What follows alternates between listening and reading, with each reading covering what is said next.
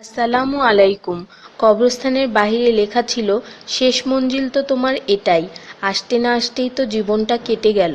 কি পেলে তুমি এই দুনিয়া থেকে? কিছুই না। দেখতে দেখতে সবাই তোমাকে ছেড়ে চলে গেল। কবরের ডাক। তুমি কি কখনো আমায় মনে করেছিলে? তাহলে শুনো, আমার মধ্যে গহীন অন্ধকার, নামাজের আলো সাথে নিয়ে এসো। আমার মধ্যে অস্বস্তি বিদ্যমান, তাই কোরআন তেলাওয়াত সাথে নিয়ে এসো। আমার মধ্যে আছে বিষাক্ত পোকামাকড়, সাপ বিচ্ছু, তাই সাথে করে রাসূল সাল্লাল্লাহু ও আহলে বায়তের প্রেম নিয়ে এসো। আমার মধ্যে আছে আগুন, তাই খোদাভীতির শীতল পানি নিয়ে এসো। মেসেজটি নিজের মোবাইলে সংরক্ষিত কন্টাক্টে সব মুসলিম ভাই বোনদের সেন্ড করুন। কে জানে, হয়তো কেউ আমল করাতে আপনারও গুনাহ মাফ হয়ে যেতে পারে। ঈমানের পর যার নামাজ উত্তম তার জীবন উত্তম, যার জীবন উত্তম তার মৃত্যু উত্তম, যার মৃত্যু উত্তম তার কবর উত্তম, যার কবর উত্তম তার আখিরাত উত্তম, যার আখিরাত উত্তম তার জন্য জান্নাত নিশ্চিত। সো ডোন্ট মিস নামাজ। সোয়াবের জন্য হলেও অন্ততপক্ষে একজন বন্ধুকে তো অবশ্যই এই মেসেজটি সেন্ড করুন। আল্লাহ আমাদের উপর সন্তুষ্ট হন, আমিন। 5 জায়গায় হাসাহাসি করা সাধারণ গুনার চেয়ে 25 গুণ অন্যায়। 1. কবরস্থানে। 2. জানাজার পিছনে। 3. কোনো মজলিসে। 4. কোরআন তেলাওয়াতের সময়। 5. মসজিদে। শুধু একবার কাউকে পাঠান, অনেক মানুষ এসব গুনাহ করা থেকে বেঁচে যাবে। একা আছেন, আল্লাহকে স্মরণ করুন। কষ্টে আছেন, মোহাম্মদ ও আলে মুহাম্মদের উপর দরুদ পড়ুন। মন খারাপ থাকলে ইয়া হাইয়ু ইয়া কাইয়ুমও পড়ুন। টেনশনে থাকলে ইয়া রাহিমও পড়ুন। ফ্রি থাকলে মেসেজটি ফরওয়ার্ড করুন। হে আল্লাহ, আমার উপর এবং তোমার নবীর উম্মতের সকল সদস্যদের উপর তোমার রহমত বর্ষণ করো, আমিন।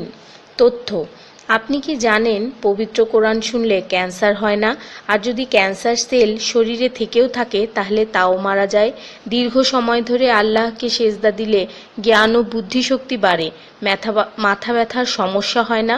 চুল পড়া দূর হয়ে যায়। এই মেসেজটি ফরওয়ার্ড করতে শয়তান আপনাকে বাধা দিবে, কিন্তু আপনি এটা হতে দিবেন না। আর সব কন্ট্রাক্ট নাম্বারে সেন্ড করে দিন। কোরআন ও নবীর সুন্নত ও তার সম্মানিত সাহাবী এবং আহলে বাইতের অনুসরণ করুন। ক্যান্সার একটি ভয়ঙ্কর রোগ। অনেক মানুষ আছে যারা নিজেরাই এটাকে দাওয়াত দিয়ে নিয়ে আসে। ছোট অথচ সাধারণ কিছু পদক্ষেপ গ্রহণ করলেই এই রোগ থেকে বাঁচা যায়। বেশিরভাগ মানুষ খাবারের পরপরই পানি পান করে নেয়।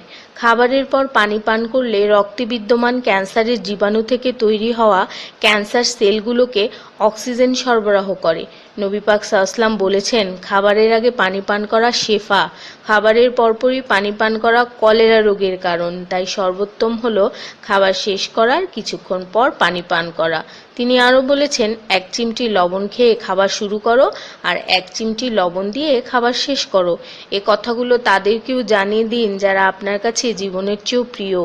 যদি কোনো ব্যক্তি ঘুমানোর সময় 21 বার বিসমিল্লাহির রহমানির রহিম পড়ে, আল্লাহ তখন ফেরেশতাদেরকে হুকুম দেন এই ব্যক্তির প্রতিটি নিঃশ্বাসের বদলে নেকি লেখা হোক। আপনার মোবাইলে যত নাম্বার সেভ করা আছে তাদের সবাইকে এটা ফরওয়ার্ড করুন, আর তখন দেখবেন কত মানুষ আপনার কারণে বিসমিল্লাহ পড়ছে। শেফা আর শেফা। রোজ একটা করে আপেল, নো ডক্টর। রোজ 4টা বাদাম, নো ক্যান্সার। রোজ একটা লেবু, নো ফ্যাট। রোজ 1 glass milk, no bones problem. রোজ 12 গ্লাস পানি, নো স্কিন প্রবলেম। রোজ 4টা খেজুর, নো উইকনেস। রোজ 5 ওয়াক্ত নামাজ, নো টেনশন। রোজ কোরআন অর্থসহ তেলাওয়াত, happy and happy. So don't stop forward please. স্কিনের জন্য অজুর পানি, হার্টের জন্য কোরআন তেলাওয়াত, স্বাস্থ্যের জন্য নামাজ, আর খুশি থাকার জন্য আল্লাহর জিকির করুন। জেনে রাখবেন, ভালো কথা প্রচার করা সৎকার সমতুল্য, সাথে 30 লাখ নেকি